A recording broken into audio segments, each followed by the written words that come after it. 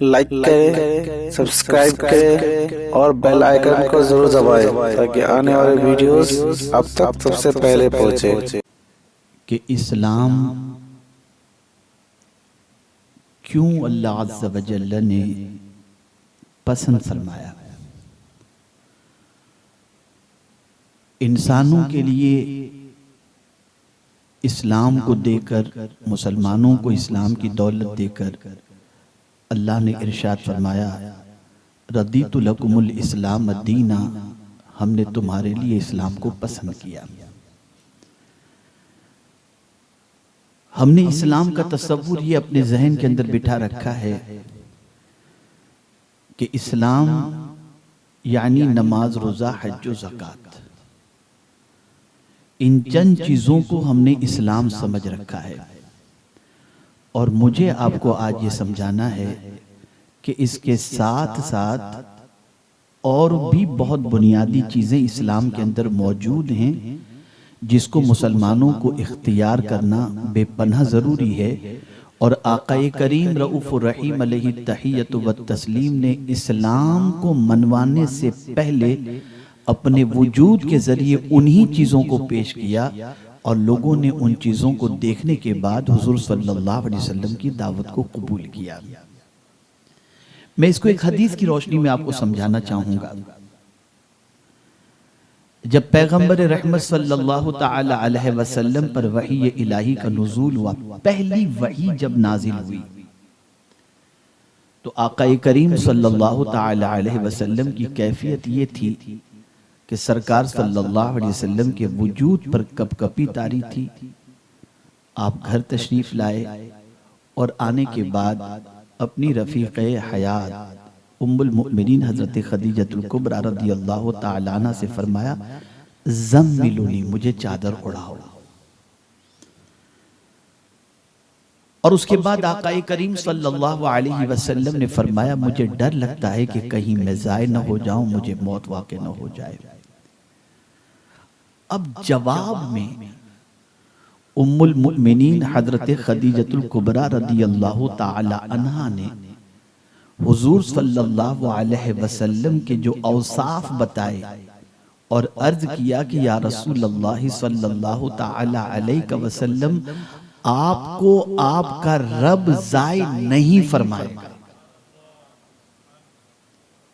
آپ کو آپ کا رب ضائع نہیں فرمائے گا۔ اور اس کے بعد جو چیزیں انہوں نے بتائی ہیں، جو سرکار کے اوصاف انہوں نے بتائے ہیں، میں آپ سے کیا عرض کروں کہ وہی سارے اوصاف کو اگر دنیا کا انسان اپنا لے تو آج کی دنیا کا انسان بھی ضائع نہیں ہو سکتا، بلکہ عروج کی شاہراہ کا مسافر بن جائے گا۔ اس بات کو اچھی طریقے سے یاد رکھی کہ دنیا ترقی کر رہی ہے، انسان چاند پر کمندیں ڈالنے کی بات کر رہا ہے، لیکن اگر آج ایک چیز پوری دنیا میں آپ تلاش کریں تو بہت کم لوگوں میں وہ چیز پائی جائے گی۔ انسان تو پائے جاتے ہیں، انسانیت نہیں پائی جاتی۔ سب سے بڑا فقدان انسانیت کا ہے، اور پیغمبر رحمت صلی اللہ علیہ وسلم کے جن اوصاف کا ذکر ام المؤمنین حضرت خدیجۃ الکبریٰ رضی اللہ تعالی عنہا نے فرمایا،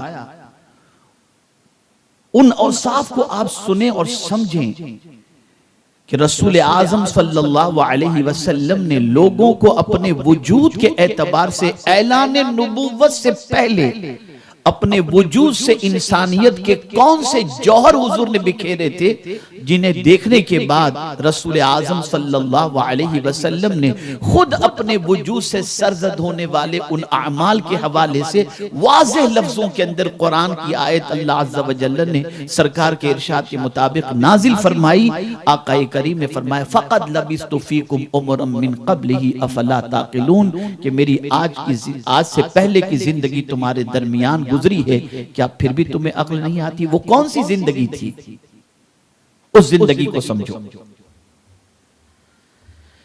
اس لیے کہ آقا کریم صلی اللہ علیہ وسلم نے اعلان نبوت جو فرمایا وہ 40 سال کی عمر میں، اور نماز فرض ہوئی ہے ہجرت سے پہلے کم و بیش سرکار صلی اللہ علیہ وسلم کی 53 سال کی عمر جب ہوئی تھی تب جا کر کے نماز فرض ہوئی.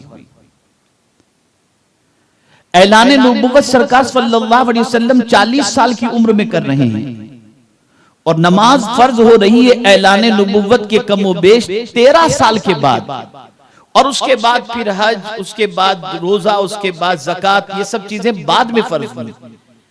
نماز بھی اعلان نبوت کے کم و بیش 13 سال کے بعد فرض ہوئی. اب سوال یہ پیدا ہوتا ہے کہ اس 13 سال میں سرکار صلی اللہ علیہ وسلم نے جو انسانوں کو تبلیغ فرمائی، تو نماز تو ابھی فرض ہوئی نہیں تھی، تو حضور نے کس چیز کی تبلیغ فرمائی اسے سمجھو. کس چیز کی سرکار صلی اللہ علیہ وسلم نے تبلیغ فرمائی؟ اسی چیز کو ام المؤمنین حضرت خدیجہ الکبریٰ رضی اللہ تعالی عنہا نے آقا کریم صلی اللہ علیہ وسلم کی حیات طیبہ کے متعلق واضح فرمایا. انہوں نے کہا یا رسول اللہ صلی اللہ علیہ وسلم، آپ کا رب آپ کو ضائع نہیں فرمائے گا. کیوں؟ اب پہلا واضح کہتی ہیں آپ صلہ رحمی کرنے والے ہیں، آپ رشتہ داروں کے حق ادا کرنے والے ہیں، آپ رشتہ داروں سے اچھا سلوک کرنے والے ہیں. اب پیغمبر رحمت صلی اللہ علیہ وسلم کے اس وصف کو ام المؤمنین بیان کر رہی ہیں. اب یہ وصف ایسا نہیں کہ رسول اعظم صلی اللہ علیہ وسلم مدینہ منورہ جا کر کے رشتہ داروں سے اچھا سلوک کر رہے، نہیں، بلکہ تاجدار کائنات صلی اللہ علیہ وسلم اعلان نبوت سے پہلے رشتہ داروں کا حق ادا کرتے، رشتہ داروں سے حسن سلوک سے پیش آتے، رشتہ داروں کی ضرورت کا خیال کرتے، رشتہ داروں کے ساتھ اچھی طریقے سے پیش آتے. اور یہاں تک کہ آقا کریم صلی اللہ علیہ وسلم نے ارشاد فرمایا کہ جو شخص یہ چاہتا ہو کہ اللہ اس کی عمر میں اور روزی میں برکت عطا فرمائے، اسے چاہیے کہ وہ رشتہ داروں کے ساتھ اچھا سلوک کرے. یہ انسانیت کا سبق حضور نے دیا، ہیومینٹی. تو ام المؤمنین نے آقا کریم صلی اللہ علیہ وسلم سے عرض کیا آپ صلہ رحمی کرنے والے ہیں، اس کے لیے آپ کا مولا آپ کو ضائع نہیں فرمائے گا. اب اسی ٹاپک کو لے کر تھوڑا آگے بڑھتے ہیں. آج خاندان میں جو چپکلیشیں ہوتی ہیں اور اس کے بعد انسانیت دم توڑتی نظر آتی ہے. بعض لوگوں کا معاملہ ایسا ہوتا ہے کہ خاندان میں بھائی بھائی میں جھگڑے، رشتہ دار میں جھگڑے، ساس بہو میں جھگڑے، اور یہ بہت سارے جھگڑے گھروں کے اندر نظر آتے ہیں، ادھر کی ادھر، ادھر کی ادھر، یہ ساری چیزیں ہوتی ہیں. اب آقا کریم صلی اللہ علیہ وسلم نے صحابہ سے کیا فرمایا؟ دیکھیں انسانیت کا سبق. پیغمبر رحمت صلی اللہ تعالی علیہ وسلم صحابہ کے پاس تشریف لے جاتے ہیں اور ارشاد فرماتی. یہ 2 حدیثیں بھی ذہن میں رکھیے گا، 2 حدیثیں میں پیش کرتا ہوں اس سلسلے میں. اور ارشاد فرمایا میرے صحابیوں، کیا میں تمہیں ایسا عمل بتاؤں جو نماز، روزہ اور صدقے سے بھی بہتر ہو؟ نماز، روزے اور صدقے سے بھی افضل ہو، کیا میں تمہیں ایسا عمل بتاؤں؟ ملا علی قاری رحمت اللہ تعالی علیہ اس کی شرح کے اندر اس حدیث کی فرماتے ہیں کہ اس سے مراد نفل نماز اور نفل روزے نہیں بلکہ فرض نماز اور فرض روزے. اس سے افضل تمہیں بتاؤں؟ تو صحابہ کرام علیہم الرضوان نے عرض کیا فداک بأبی انت و امی یا رسول اللہ صلی اللہ علیہ وسلم، ضرور بتائیں.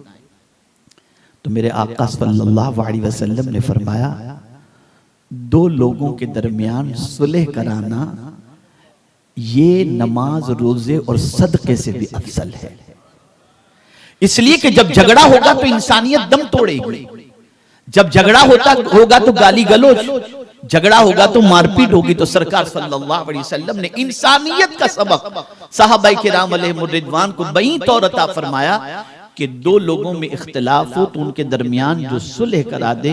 یہ صلح والا عمل اتنا عظیم ہے کہ نماز، روزہ اور صدقے سے بھی بڑھ کر کے آقا کریم صلی اللہ علیہ وسلم کو اپنی امت کی یونٹی اتنی پسند تھی. اب یہ جوڑنے کا کام اس کی فضیلت